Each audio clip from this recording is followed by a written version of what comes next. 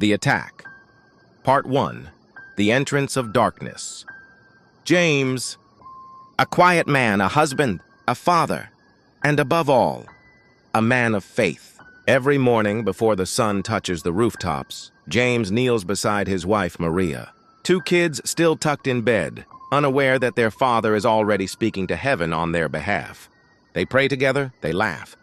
They work, a family built on routine, trust, and the solid ground of belief. And James works in a corporate health and safety firm, not the flashiest job, but one that matters.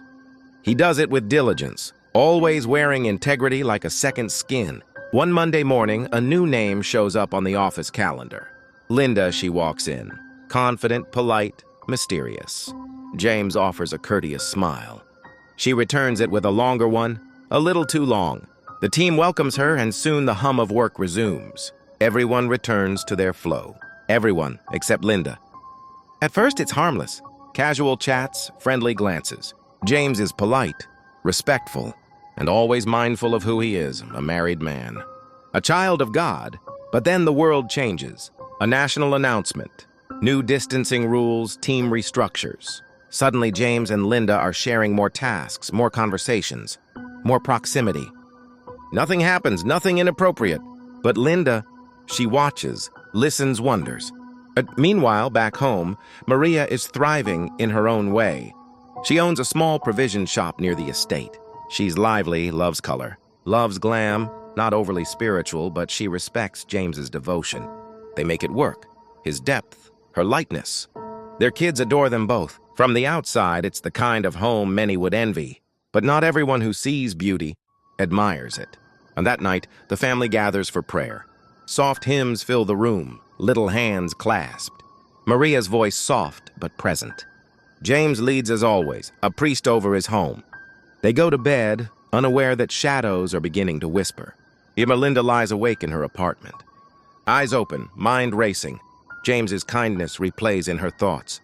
But it's more than attraction. It's obsession now, spiritual and deep. She remembers his surname, his wife's name, Maria, and there it is, photos, smiling faces, a family of 4 framed in joy. Linda stares, heart burning with something dark, envy, longing, a twisted sense of entitlement. She zooms in on Maria's face. "You're the problem," she whispers. But later that night, Linda lights candles in a dimly lit room. She takes a printed picture of Maria, wraps it around a hand-carved doll, and begins chanting in a language not her own. Ancestral, demonic, she dips the doll in a black liquid. Her eyes roll slightly. The air around her stiffens. Back in James's house, Maria jerks upright in bed, her body trembling violently. "James, something's wrong!" He jumps out of bed, rushes for water, gently holds her until she settles. They pray. James believes it's just a bad dream. But in the spiritual realm, a gate has just been opened. The next morning, Maria doesn't wake up fully. She's weak, unusually pale. She says she feels heavy. James insists they go to the hospital. They run tests. Everything is normal. Nothing explains the fatigue, the weight, the fog behind her eyes. James is disturbed. The doctors are confused. But in the shadows, Linda smiles. And there are battles that begin quietly.